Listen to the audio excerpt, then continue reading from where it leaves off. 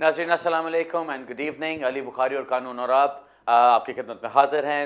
माज़रत चाहता हूँ, अपॉलॉजीज़ के प्रोग्राम को थोड़ा सा लेट शुरू कर रहा हूँ, कुछ ट्रैफिक में फंस गया था।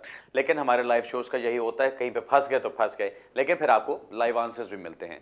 अपनी छोटी सी अनाउंसमेंट्स करता चलूँ पहले कि इस वीक के अंदर जो हमने आगे अपॉइंटमेंट्स करनी है, कल का दिन ईस्ट लंदन ऑफिस में है, यानी ट्यूसडे को ईस्ट लंदन में है, वेंसडे को एक्चुअली कोर्ट में हूँ, थर्सडे को south hall office and Friday को इंशाल्लाह मैनचेस्टर में लोगों से मुलाकात होगी। सो अगर आप मिलना चाहते हैं, बात करना चाहते हैं तो मोस्ट वेलकम एंड हम आपको लुक आफ्टर करने की पूरी पूरी कोशिश करेंगे। आज मैं कोई और बातों में नहीं अभी जाऊंगा, पहले ही हमारा प्रोग्राम काफ़ी लेट शुरू हो रहा है। मैं कोशिश करूंगा कि आज ज़्यादा से ज़्यादा कॉल्स लूँ। सिर्फ कॉल्स लेने से पहले एक बात मैं करना चाहता हूँ। आज मुझे बहुत सारे फ़ोन आए हैं सारा दिन, आज बहुत सारे लोगों ने, मेरे ख्याल है कुछ 7-8 कॉल्स तो कम से कम आई होंगी इस चीज़ के ऊपर, कि वो ये कह रहे हैं कि जी कोई जो खास एक खातून ने मुझसे पूरा सवाल सही तरह पूछा, बाकी तो लोगों को पता नहीं चल रहा था कि वो क्या पूछना चाह रहे हैं। एक खातून ने जो सही सवाल पूछा वो ये था, वो कहती है कि जी किसी ने कहा है कि जिन लोगों को भी रिसेंटली स्टेटस मिला है और उनको उनके बेनिफिट्स नहीं मिले उसके ऊपर, और बेनिफिट्स की प्रोहिबिशन थी, उनको अगर वो अपना कार्ड वापस कर दें और उसके बाद वो दोबारा से अप्लाई करें तो उनको बेनिफिट्स मिल जाएंगे। कोई ऐसी चीज़ वो मुझसे पूछ रही थी। माजरत चाहता हूँ लेकिन मेरी नज़र में ऐसी कोई चीज़ नहीं आई है, अनलेस कोई ऐसा केस लॉ आया हो, कोई ऐसी चीज़ आई हो कि जिसको मैं ऑथेंटिक तरीके से अपने पूरे वसूख के साथ आपको बता सकूं कि हाँ ऐसा है, मैं उसकी हामी नहीं भरूंगा। सो मेरी नज़र में ऐसी कोई चीज़ नहीं है। होम ऑफिस की तरफ से ऐसी कोई पॉलिसी तो नहीं आई, ना ही कोई लॉ के अंदर ऐसी चेंज आई है। लेकिन अगर कोई इंटरनल पॉलिसी की बात है या किसी वकील से आपने सुना है तो वो मुझसे ज़रूर शेयर कीजिएगा, मैं भी फिर समझना चाहूँगा। हम लोग अगर आपस में एक दूसरे से इंफॉर्मेशन शेयर करते रहें तो सब कोई, हर कोई सीख सकता है उससे। और मैं कभी ये नहीं कहता कि मुझे हर चीज़ के बारे में पता है। सो अगर मैं कुछ आपसे किसी चीज़ के बारे में सीख सकता हूँ या किसी और से सीख सकता हूँ, सो मैं बहुत शौक से सीखना चाहूँगा उस चीज़ को। सो अगर कुछ हो तो मुझे ज़रूर बताइएगा, लेकिन मेरी नज़र में अभी तक ऐसी कोई चीज़ आई नहीं है, मेरी नज़र में ऐसी कोई चीज़ गुजरी नहीं कि जिसको मैं ये देख के कह सकूँ कि ये वाली वो चीज़ है जिसके बारे में लोग पूछ रहे हैं। चलें अब सीधे फोन कॉल्स की तरफ चलते हैं, क्वेश्चन आंसर करते हैं। कोशिश करता हूँ ज़्यादा से ज़्यादा आज कॉल्स लूँ। जी हेलो। हेलो, अस्सलाम वालेकुम। जी वालेकुम सलाम। भाई सबसे पहले तो आपकी तारीफ करूंगी, माशाल्लाह बहुत अच्छा प्रोग्राम है और आप बड़े थैंक यू। खूबसूरत तरीके से तहम्मुल से बात सुनते हैं। बहुत शुक्रिया। ओके, तो जी सवाल मेरा ये है कि मैंने पहले भी किया था, I couldn't hear my answer, अच्छा। So I will ask about my residence. पहले इंडेफिनिट मेरा कब, कैसे अप्लाई करूं, नेचुरलाइजेशन का भी बताइए। अच्छा मेरी डिटेल्स ये है कि मैं 2012 फेब में आई थी यूके में, अच्छा। टीयर 1 की डिपेंडेंट, ठीक है। टीयर 1 और डिपेंडेंट, मेरा ओके। वीजा वैलिड है इस अक्टूबर तक जी 2014, और मेरे हस्बैंड ने अप्लाई करना है अपना इंडेफिनिट 10 इयर्स की बेस पे ये अब अगले महीने में, ठीक है। ठीक है। तो वो ऊपर लग जाएगा, हमारा तो उनके साथ नहीं जाएगा। तो यही पूछना है कि मेरा ओल्ड रूल और वो न्यू रूल और ये मिक्स हो रहा है सब, कि मेरा स्टेटस चेंज होगा स्पाउस का, या क्या हिसाब है कि मैंने अपना इंडेफिनिट कब अप्लाई करूं, और नेचुरलाइजेशन 5 साल रहना है, 2 साल रहना है। ओके, चलें मैं बताता हूँ जी आपको। आई होप अब आप गौर से सुन रही हैं। मैंने पहले मेरा ख्याल है लास्ट टाइम जब बात की थी तो कोशिश की थी काफ़ी डिटेल आंसर दे दूँ। मोटी बात आपको बता देता हूँ। आप ये देखिए कि आप जब टीयर 1 डिपेंडेंट के तौर पे आई हैं तो आप पीबीएस डिपेंडेंट के तौर पे आई हैं। पीबीएस का मतलब है पॉइंट्स बेस्ड सिस्टम। अब अगर आप रूल्स को उठा के देखें, आई थिंक अगर मैं गलत नहीं कह रहा तो पैराग्राफ 319 के अंदर ये चीज़ इमिग्रेशन रूल्स के अंदर कवर होती है, जिसके अंदर उन्होंने ये चीज़ कही हुई है कि अगर आप पीबीएस डिपेंडेंट के तौर पे यहाँ पर आए हैं और आपका जो मेन एप्लीकेंट है, जो पीबीएस होल्डर है, अगर वो इंडेफिनिट लीव के लिए अप्लाई कर रहा है अंडर पीबीएस, तो प्रोवाइडेड आपने 2 साल कम से कम उनके साथ गुजारे हैं यहाँ पे, तो आप इंडेफिनिट लीव के लिए अप्लाई कर सकते हैं। अब ये टेक्निकलिटीज को छोड़ दें, इसकी बात बनती क्या है, इसका मतलब ये, अगर आपके husband for example tier 1 general के ऊपर आए, जो एचएसएमपी भी कहलाता था किसी ज़माने में, अगर वो एचएसएमपी के ऊपर आए, वो आपने उनको ज्वाइन किया, यहाँ पे आपको ज्वाइन किए हुए 2 साल से ज़्यादा हो गए हैं।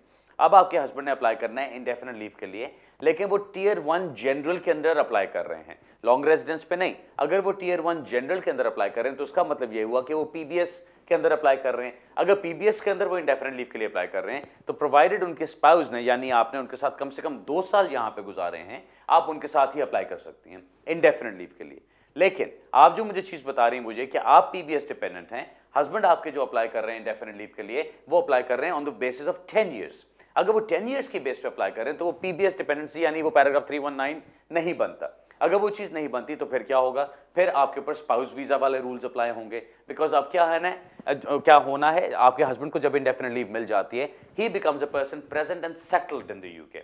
जैसे वो बनते हैं तो उसके बाद आप स्पाउस के तौर पे अप्लाई कर सकती हैं उनके। अब अगर आप स्पाउस के तौर पे अप्लाई करती हैं तो स्पाउस रूल्स आप क्या कहते हैं, 5 साल।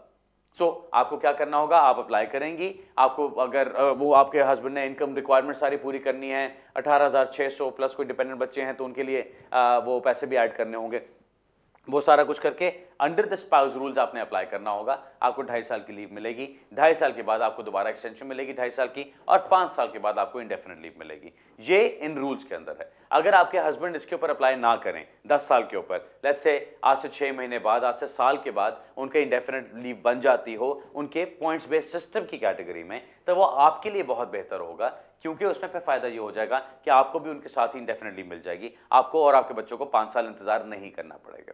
अगर आपके हस्बैंड अभी अप्लाई कर लेते हैं 10 ईयर्स की बेस पे और उन्होंने इंडेफिनिट लीव ले ली तो आपको 5 साल वेट करना पड़ेगा। अगर अभी नहीं करते और पॉइंट्स बेस्ड सिस्टम पे आप पूरी फैमिली इकट्ठे अप्लाई करते हैं तो सबको इकट्ठी इंडेफिनिट लीव मिल जाएगी। नेचुरलाइजेशन की बात तो इसके बाद आएगी जब आपको इंडेफिनिट लीव मिल चुकी हो। सो अभी मेरा ख्याल है थोड़ा सा प्रीमेच्योर है उसके ऊपर बात करना। ऑलराइट जी, बेस्ट ऑफ लक। अगला सवाल लेते हैं जी। हेलो।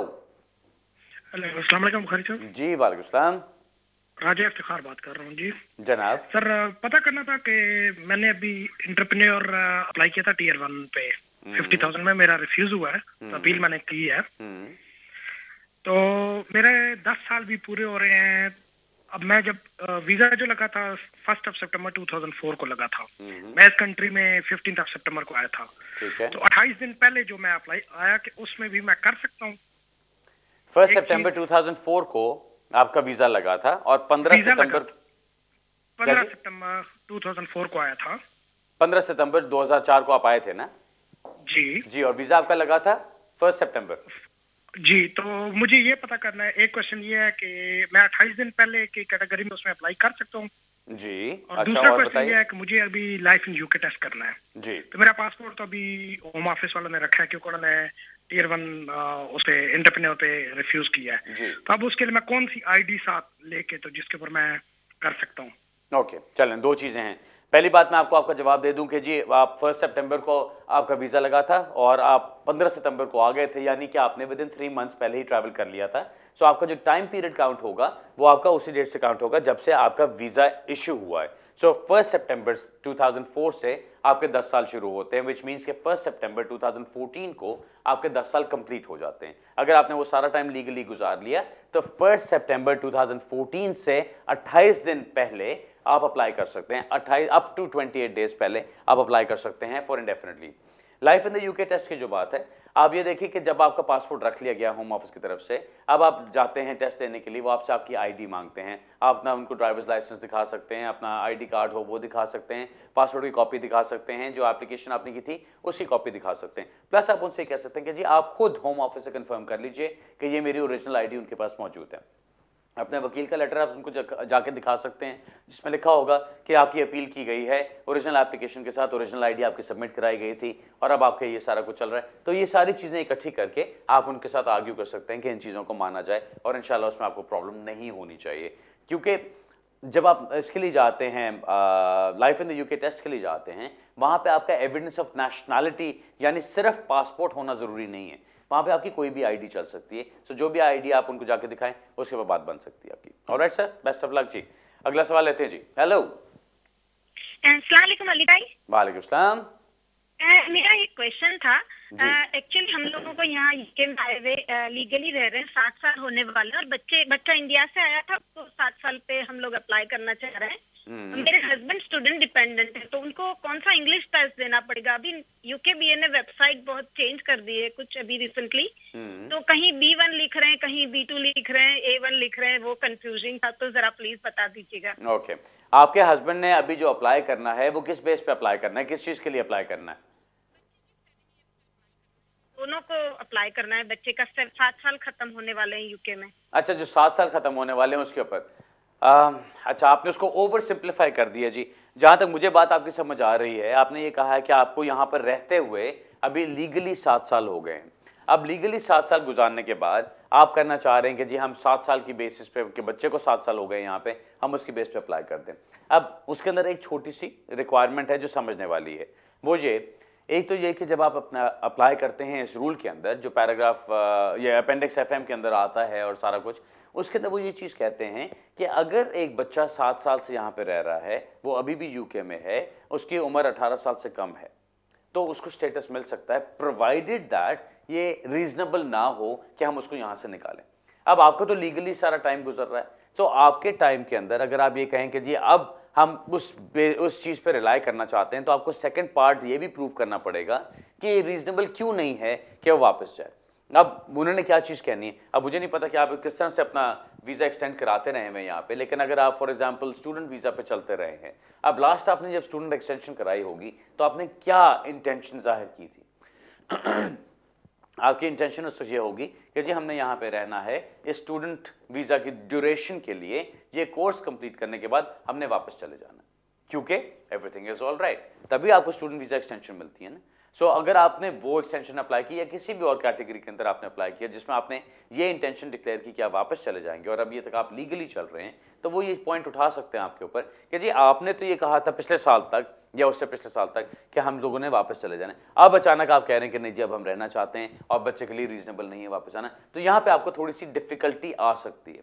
बाकी जहाँ तक बात है इंग्लिश लैंग्वेज टेस्ट की, इंग्लिश लैंग्वेज टेस्ट अगर तो आपने स्पाउस के लिए अप्लाई करना हो तो फिर करने की जरूरत है, आपने जो अप्लाई करना है वो आपने इंडेफिनिट लीव के लिए तो अप्लाई करना नहीं, तो अभी तो आपको इंग्लिश लैंग्वेज टेस्ट की जरूरत ही नहीं बनती। सो आई डोंट अंडरस्टैंड कि आप किस चीज़ के लिए वो देखना चाह रहे हैं कि इंग्लिश लैंग्वेज टेस्ट करना आपका ज़रूरी है। सो ज़रा वो क्लियर कर लीजिए, कंफर्म कर लीजिए, फिर मुझसे पूछ लीजिएगा, मैं फिर बताऊँगा आपको कि कौन सा प्रॉपर है जिसके लिए आपने जाना है, तो फिर मैं आपको उसके लिए गाइड कर सकता हूँ कि आपको कौन सा टेस्ट करने की ज़रूरत है। आमतौर पे अगर आप स्पाउस वीज़ा के लिए अप्लाई कर रहे होते हैं तो आपको जो लेवल चाहिए वो आपका बेसिक लेवल होता है, आई थिंक B1 लेवल होता है, उस तक A1 सॉरी होता है, आप जिसमें जा सकते हैं। अगर आपने कोई एंटरप्रेन्योर के लिए अप्लाई करना होता है तो उसके लिए B1 तक भी मांगा जाता है, अगर आप स्टूडेंट के लिए अप्लाई करते हैं तो वो डिफरेंट होते हैं डिपेंडिंग अपॉन कौन सी कैटेगरी के अंदर आप जाना चाहते हैं। ऑलराइट जी, बेस्ट ऑफ लक। अब ये 7 साल वाला इतना सिंपल नहीं है जितना आपने अभी उसको बना लिया है, लेकिन आई होप कि आप जो भी करेंगे वो सेंसिबली करेंगे।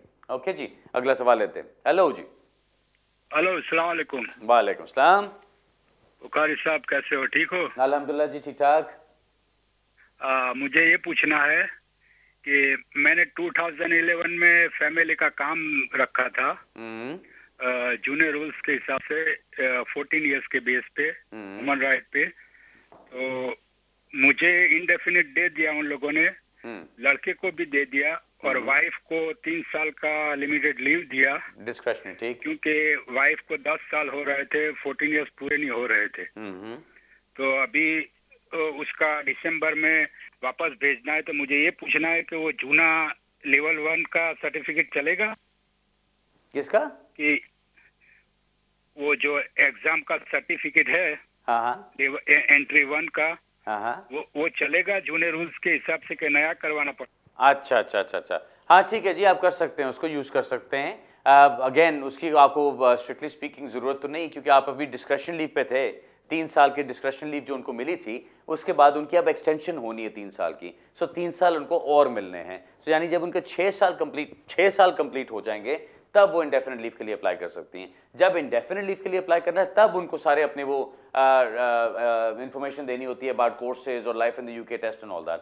सो अभी उनको वो करने की जरूरत नहीं है। अभी उन्होंने ये चीज़ करनी है कि मैं इतने साल से यहाँ पे रह रही हूँ, मुझे पहले डिस्क्रिप्शन लीव मिली, मेरा हस्बैंड यहाँ पर है, मेरा बेटा यहाँ पर है, इतना साल मेरा पहले इतने साल का मेरा रिकॉर्ड है, ये 3 साल और गुजर गए हैं, अब मुझे डिस्क्रिप्शन लीव उसी के ऊपर और दी जाए, तो 3 साल की डिस्क्रिप्शन लीव उनको और मिल जाएगी। टोटल 6 साल कंप्लीट करके फिर वो इंडेफिनिट लीव के लिए अप्लाई करेंगे। ऑलराइट जी, कोई कंफ्यूजन हो तो मुझसे दफ्तर में पूछ लीजिएगा। ओके नाज़रीन, अभी हम एक ब्रेक की तरफ जा रहे हैं, मुझे बताया जा रहा है ब्रेक का टाइम हो गया है। वापस आते हैं थोड़ी सी देर में, फिर अपना सवाल जवाब का सिलसिला जारी रखते हैं। मिलते हैं थोड़ी सी देर में। नाज़रीन, ब्रेक के बाद दोबारा खुशामदीद कहता हूँ एंड वेलकम बैक। सीधा तो सवाल जवाब लेते हैं। आज तो हमारे प्रोड्यूसर साहब कह रहे हैं कि मैं कोई रिकॉर्ड तोड़ने जा रहा हूँ, इतनी कॉल्स ले रहा हूँ। जी हेलो, अस्सलाम वालेकुम। जी वालेकुम, क्या हाल है बुखारी साहब, ठीक है आप? जी खैरियत। अच्छा सर, मेरा क्वेश्चन ये है कि मैं 2004 में इस मुल्क में आया था, तो मेरे साथ मेरे 3 बच्चे आए थे और तीनों अंडर एज थे। ठीक। और उनको मेरे साथ 2 साल का वीजा मिला था, मैं वर्क परमिट पे था। ठीक। तो तीनों बच्चे माशाल्लाह इधर ही आके मेरे जवान हुए, ओवर 18 हो गए। तो जब एक्सटेंशन के लिए अप्लाई किया तो उन्होंने 2 बेटों का रिफ्यूज कर दिया इस बेस पे कि अब ये ओवर 18 हो गया, इनकी इंडिपेंडेंट लाइफ हो गई है, तो ये अलहदा से अप्लाई करें। अच्छा। उनका अलहदा से अप्लाई किया तो उन्होंने रिफ्यूज कर दिया, फिर अपील में गए, फिर रिफ्यूज, फिर अपील आई, फिर रिफ्यूज। अब मुख्तसर बात यह है कि दूसरा बेटा जो मेरा छोटे वाला था उसका वीजा उन्होंने लगा दिया है। उसकी हमने शादी कर दी थी ब्रिटिश के साथ, उसका वीजा लग गया। अब बड़ा जो बेटा है अब वो माशाल्लाह 24-25 साल का हो गया है। तो अभी तक हम इसी चक्कर में हैं। मेरी नेशनैलिटी होगी, मेरी वाइफ की होगी, मेरी बेटी की होगी, हम सारे ब्रिटिश नेशनल हैं। वो जो एक बेटा है वो अभी तक फंसा हुआ है, उसको वो वीजा नहीं दे रहे। अभी हमने रिसेंटली जो एप्लीकेशन डाली थी अक्टूबर में, वो उन्होंने 1 महीने के अंदर अंदर फिर रिफ्यूज यही कर दिया कि ये वापस जाए, इसकी कोई लाइफ नहीं है। तो वापस किसके पास जाए? वो अंडर एज था जब हमारे साथ इस मुल्क में आया। अब पाकिस्तान में उसका कोई नहीं, मम्मी यहाँ, डैडी यहाँ, भाई बहन सभी यही फैमिली है। तो इसका क्या हो सकता है कि इसका कोई वीजा मिलेगा नहीं मिलेगा, क्या हम करें? ओके, चलें मैं बताता हूँ। पहले तो ये बात है कि जो रूल्स कहते हैं वो ये कि अगर आपके साथ एक दफ़ा एंट्री क्लियरेंस लगती है किसी बच्चे की जो 18 साल से कम होता है, जब आपने एक्सटेंशन के लिए अप्लाई करना है जब प्रोवाइडेड आपने उसका डिपेंडेंसी अपने ऊपर ही दिखाई है तो उसकी एक्सटेंशन भी आपके साथ ही लगती है। जब आपने इंडेफिनिट लीव के लिए अप्लाई करना है तो उसकी इंडेफिनिट लीव भी आपके साथ ही लगती है।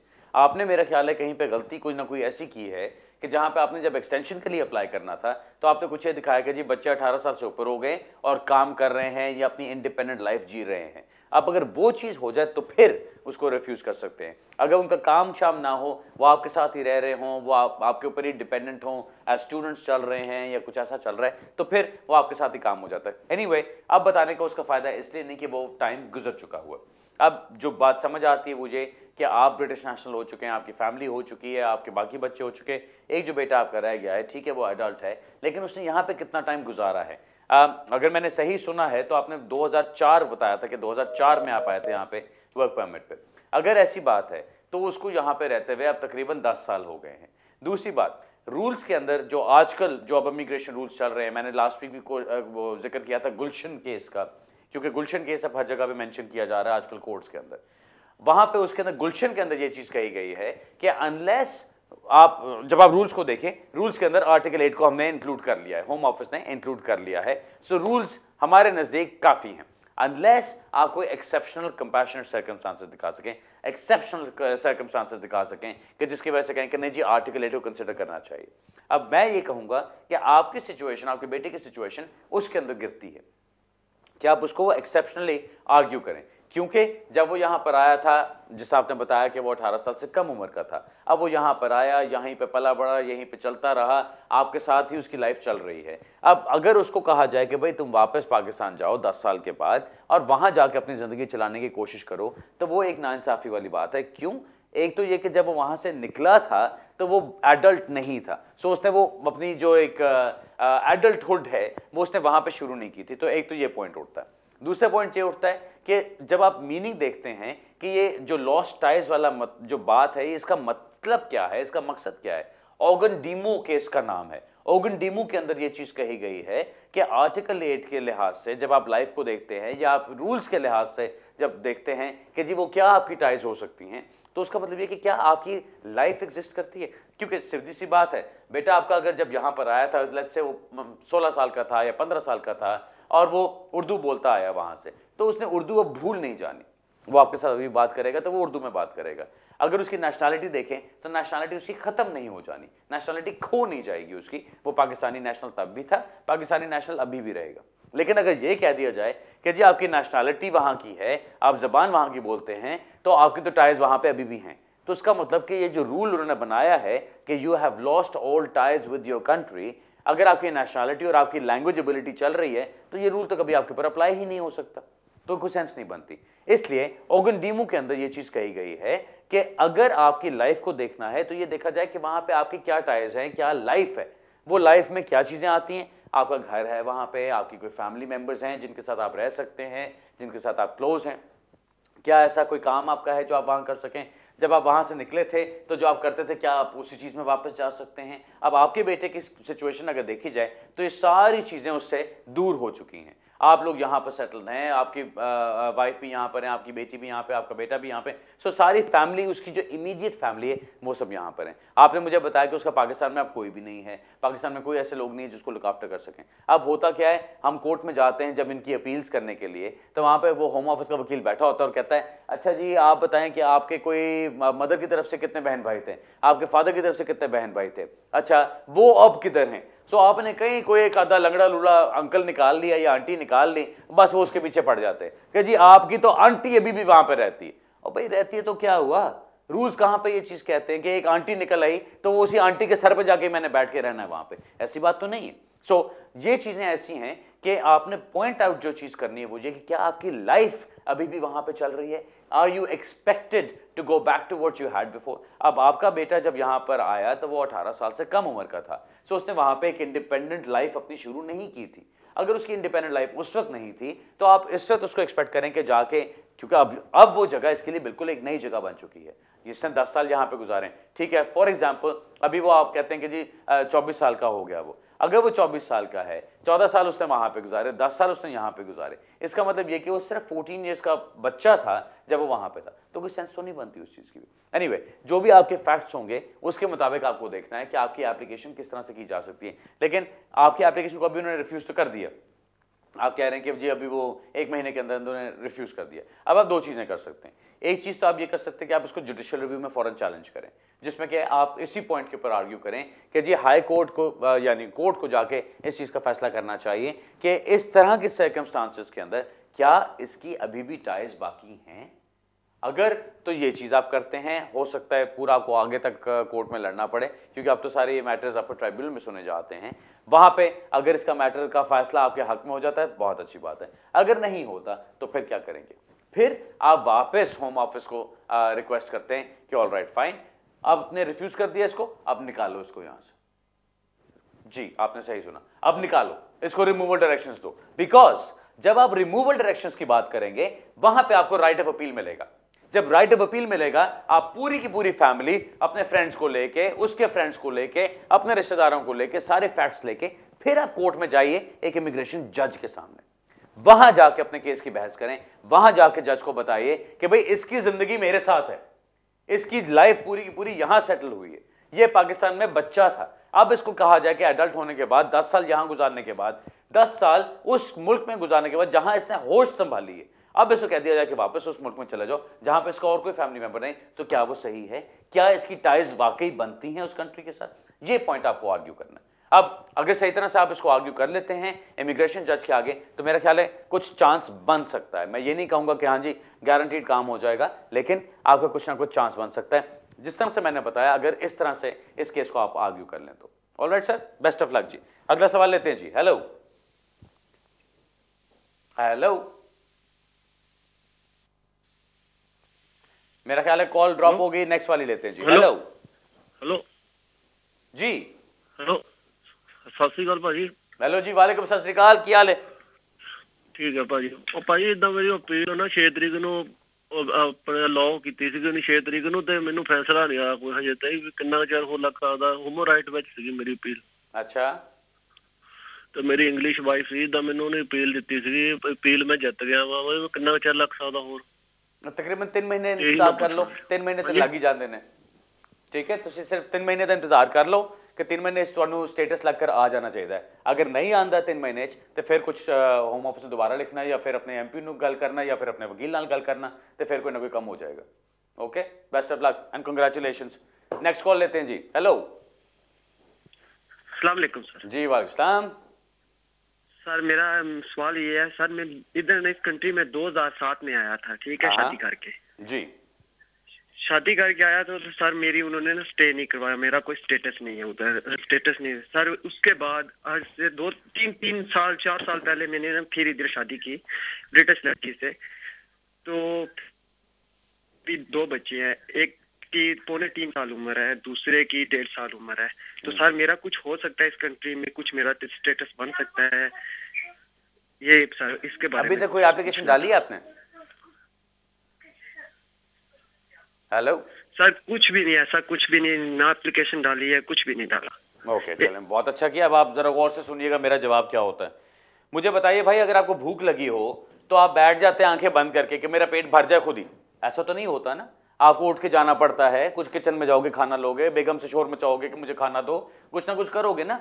अगर आप बैठे रहोगे स्टेटस के लिए कि जी स्टेटस बस खुद ही आ जाएगा मेरे पास, खुद ही तो नहीं आना। आपने शादी की, आपके बच्चे हैं यहाँ पर, आपकी वाइफ ब्रिटिश है, आपकी एक लाइफ चल रही है। एक बच्चे आपने बताया कि 1.5 साल उम्र, शायद आपने दूसरा बताया 3.5 साल उम्र और समथिंग, या 2.5 साल बताया। अब जो भी है, अगर आप कम से कम 2 साल से अपनी वाइफ के साथ रह रहे हो, जो ऑब्वियसली रह रहे होगे, तभी आपके बच्चे हो रहे हैं माशाल्लाह। सो ये जो आपका एक टाइम पीरियड है, उस टाइम पीरियड के मुताबिक आपको एप्लीकेशन करनी है।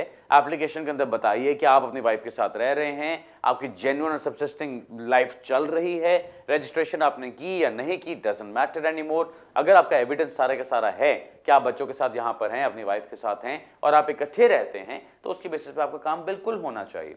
हाँ, यहाँ पे एक मसला कहाँ पर आता है, अक्सर जो लोग मेरे पास आते हैं उनका इशू क्या होता है कि जी वाइफ बेनिफिट्स पे थी और वो चलती आ रही है बेनिफिट्स पे, और ये नहीं बताया कि जी मेरा पार्टनर साथ रह रहा है।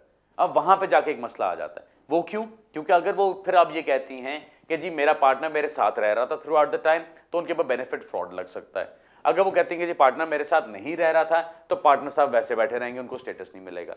सो दोनों चीजें देखनी पड़ती हैं, वो एक बैलेंस क्लिक करना पड़ता है। आपके अगर सिचुएशन ऐसी है कि जहां पे कोई बेनिफिट्स वगैरह इन्वॉल्व थे, मेरा मशवरा ये होगा कि आप फॉरेन काउंसिल वालों से बात करें और उनको बताइए कि जी बेनिफिट्स के ऊपर जो भी सिचुएशन थी, कोई इंटेंशनली हमने गलत बेनिफिट्स नहीं लिए। मेरे मुताबिक ये था कि ये काम नहीं कर रहा या इसकी इनकम कम है, तो इसके ऊपर बेनिफिट्स के ऊपर कोई फर्क नहीं पड़ रहा। सो अगर ऐसी चीज़ है कि फ़र्क पड़ना था या आप समझते मैंने बेनिफिट्स गलत लिए हैं, तो मैं वो वापस करने को तैयार हूँ। क्योंकि अपने स्टेटस के लिए अगर आपको बेनिफिट्स वापस कर भी देने पड़े या छोड़ भी देने पड़े, तो मेरा ख्याल है बहुत अच्छी बात है।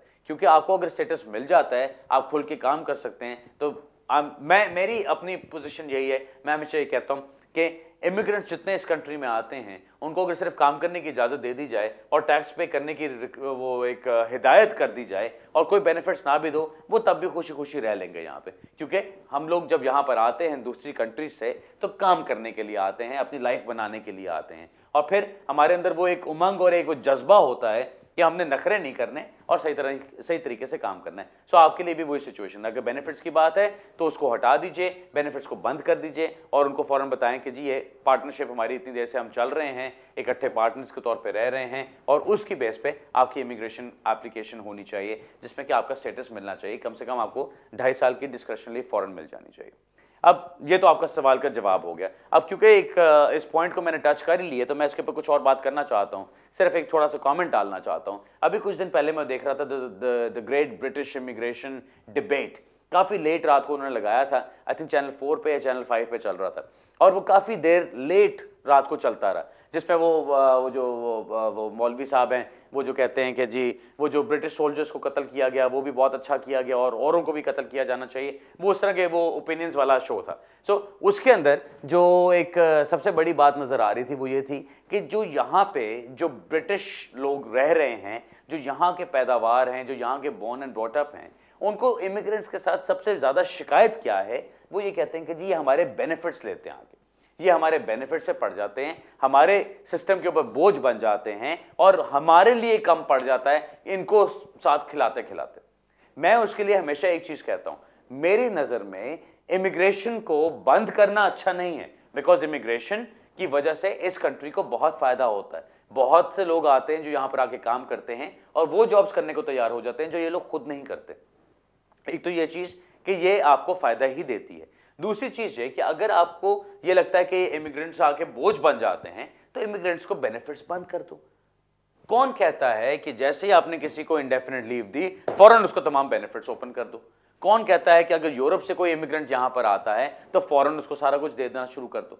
यहां पे तो कोई ऐसी रिक्वायरमेंट नहीं है कि जो इमिग्रेंट्स की तरफ से प्रेशर हो। इमिग्रेंट्स तो बेचारे आते हैं यहाँ पे उन कंट्रीज से जहां पे उनको कुछ नहीं मिल रहा होता। अब वो यहाँ पर आते हैं, आके उनको एक अच्छी होप नज़र आती है, एक अच्छी ज़िंदगी नज़र आती है, मेहनत करते हैं, काम करते हैं, जो 4 पैसे बनाते हैं, अपने आप को भी खिलाते हैं, अपने बच्चों को भी खिलाते हैं और कुछ पीछे अपने घर भी भेजते हैं। आमतौर पर मैंने जो लोग देखे हैं वो तो ऐसे ही होते हैं। अब उनको अगर आप कहोगे नहीं जी बेनिफिट्स नहीं मिलेंगे आपको खुद अपने पैरों पे खड़े होना है और अपने आप को लुक आफ्टर करना है, तो मेरे ख्याल है किसी को शिकायत नहीं होगी, क्योंकि उनको फिर भी एक बेहतर जिंदगी मिल रही है। और अगर बेनिफिट्स आप उनके बंद कर देते हैं तो मेरे ख्याल है बाकी सारी यूके की पॉपुलेशन को भी कोई शिकायत नहीं होगी कि इमिग्रेंट्स यहां पे रह रहे हैं, बिकॉज वो बेनिफिट्स तो नहीं ले रहे। एक सिंपल सोल्यूशन है, अगर इसको कोई देख ले तो मेरा ख्याल है बहुत ज्यादा एक मसला हल हो जाएगा। जो इमिग्रेंट्स के पीछे पड़े हैं वो एक दुश्मनी खत्म हो जाएगी इमिग्रेंट्स के साथ। एनीवे, अगली कॉल लेते हैं जी। हेलो, अस्सलाम वालेकुम। वालेकुम सलाम जी। जी मैंने अपना एंटरप्रेन्योर के लिए अप्लाई किया था, तो as a team member apply किया था। हाँ, तो हमारा रिफ्यूजर जो ना वो एक ही लगा है दोनों का, कि उसने जो अपनी बैंक की स्टेटमेंट शो करवाई थी उसके ऊपर मेरा नाम नहीं है। 25,000 उसके थे, 25 मैंने शो किए थे, और उसका जो रिफ्यूजर लगा है वो ये लगा कि मेरी स्टेटमेंट पे उसका नाम नहीं है जी। इसलिए उन्होंने कहा कि आप एक दोनों की जो ना एक्सेस नहीं कर सकते फंड जी। और उन्होंने साथ ये लगाया कि आपने जो एविडेंस हमें बैंक स्टेटमेंट दी है और एफिडेविट लेटर जो आपने आपस में जो एक दूसरे के सिग्नेचर करके जो वकील ने लगाया वो दी है। तो नेक्स्ट मंथ हमारी हियरिंग है, तो उसके लिए आप क्या कहते हैं कि अगर हमें जो जो हम दोनों का जो बैंक अकाउंट है उसमें अगर एक किसी बैंक में अगर जॉइंट अकाउंट करके हम एक में फंड अगर डाल के और वो स्टेटमेंट हम ले जाएं और सारा लेटर बैंक ले जाएं, तो वो चल जाएगी या इसी तरह भी सक्सेसफुल हो सकता है? ओके, चलिए मैं बताता हूँ जी। सर, आप ये याद रखें कि आप जिस चीज़ के साथ डील कर रहे हैं वो इमिग्रेशन रूल्स हैं। इमिग्रेशन रूल्स को जब बनाया जाता है उनको पार्लियामेंट से अप्रूव कराया जाता है। जब पार्लियामेंट ने एक चीज़ को अप्रूव कर दिया, इस वक्त बाहर अंधेरा है, अगर पार्लियामेंट अप्रूव करके कह दे कि इस अंधेरे को कल से हम रोशनी कहेंगे तो वो अब रोशनी बन जाएगी। ठीक, so parliament is supreme in the UK. अगर पार्लियामेंट ने कह दिया कि आपके इमिग्रेशन रूल्स ये हैं जिनको आपने फॉलो करना है, तो वो मैंडेटरी रिक्वायरमेंट्स बन जाती हैं।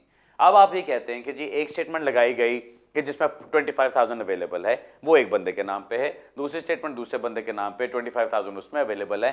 आपने एफिडेविट साथ लगाए, दोनों स्टेटमेंट साथ लगा के कि जी हम दोनों की स्टेटमेंट्स हैं, हम दोनों के एफिडेविट्स हैं, हम दोनों एक दूसरे को ये पैसे अवेलेबल करेंगे और ये पैसे हमें अवेलेबल हैं। अब ये कॉमन सेंस में आपने अपनी तरफ से तो कर दिया इसको कि जी 25 उसका आया, 25 मेरा आया, 50 हमने जोड़ के इसको कर दिया, लेकिन इस तरह से होम ऑफिस इसको नहीं देखता, ना ही इमिग्रेशन रूल्स इसको इस तरीके से देखते हैं। इमिग्रेशन रूल्स ये कहते हैं कि the money has to be available to both of you at the same time. अब उसका सिंपल जो एक रास्ता होता है वो ये कि आप एक जॉइंट अकाउंट खोलें। वो जॉइंट अकाउंट आपने खोला, जॉइंट अकाउंट खोल के उसके अंदर पैसे आपने डाले, अब वो पैसे आप दोनों को हर काम के लिए इक्वली अवेलेबल हैं। अगर वो चीज़ है तो आपकी एंटरप्रेन्योरियल टीम सक्सेसफुल हो जाती है।